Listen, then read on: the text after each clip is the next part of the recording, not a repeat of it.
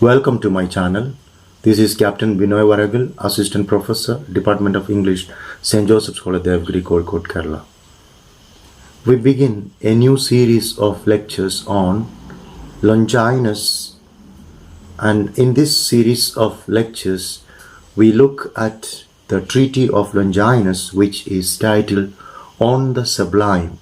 So far as the postgraduate students of the University of Calicut are concerned, they have to study chapters 7, 8 and 9 of On the Sublime by Longinus. And in this series of lectures, we will be looking at many issues associated with or related to the treatise on the Sublime. So we will be looking at the significance of the title On the Sublime. We will also look at the very authorship of the treatise on the Sublime. For example, we will be discussing sublimity, the concept of sublimity. We will also discuss the very theory of transport. Very important theme in Longinus is the theory of transport. And next important theme in the analysis of On the Sublime is considering Longinus as a romanticist or romanticism in Longinus. Okay, so these are some of the important topics we discuss in this series of lectures. So this is just an introductory lecture, and in this lecture we look at the very author and the work. Longinus is the author, and we are looking at who is Longinus and what was the time he lived. And we will also look at the work on the Sublime. What is the Sublime? Okay, so who Longinus and when he lived are alike unknown. We are not sure about who Longinus is and when he lived. But the famous treatise on the Sublime is generally attributed to him, although it is sometimes doubted too whether it was written by a person of that name. And it has long been thought that the treatise on the Sublime was written by Cassius Longinus, who was a 3rd AD Greek rhetorician and minister of Zenobia, that is Queen of Palmyra. However, it is now generally ascribed to an unknown Greek author writing in the 1st century AD.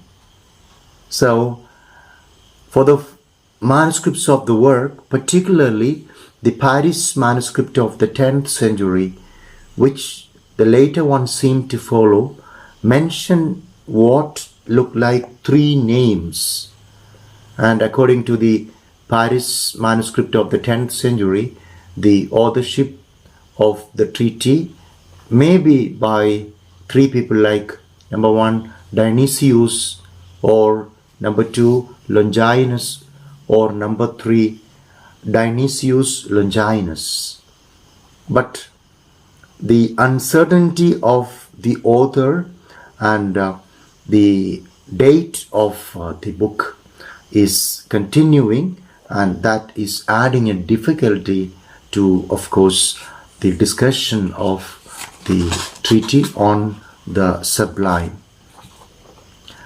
And some believe that this work can be written in the 3rd century AD, and they say that it could be written by Cassius Longinus, who was minister of Queen Zenobia of Palmyra, and Palmyra is a Syrian protectorate of Rome.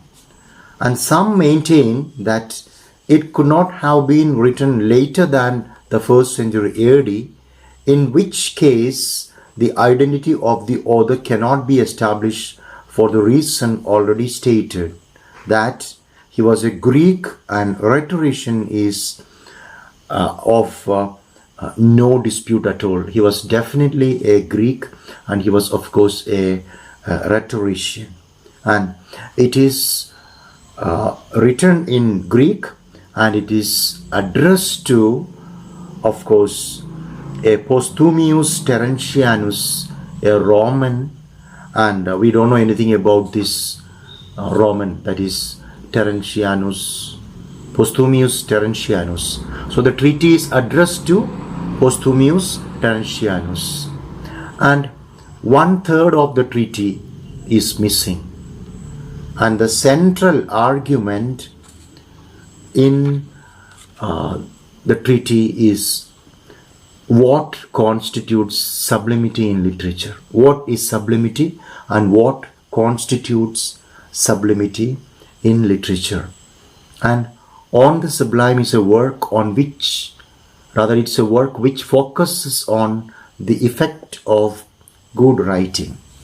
And we have to understand the fact that Longinus is sometimes referred to as Pseudo-Longinus. Why is Longinus referred to as Pseudo-Longinus? Because his real name is unknown, or a literary critic who may have lived in the 1st or 3rd century AD. Because it is because of this reason that Longinus is known as Pseudo-Longinus. With this we come to the end of the first lecture, that is an introductory lecture on Longinus and an introductory lecture on the treaty on the Sublime. And we understand that sublime or sublimity refers to the very distinction and excellence in writing. So Longinus in the treaty is just helping us understand what is good writing, how may it be achieved. So understand the fact that the treaty on the Sublime is about what is sublimity and what is good writing and how one can achieve sublimity. And we know that sublimity refers to a grand style. Sublimity is grand style, that is a certain distinction and excellence in writing. Okay, so in the next lecture, lecture number 2, we will look into more details of the very concept of the treaty on the Sublime, the concept of sublimity, then of course the very sources of Sublime according to Longinus. Thank you very much.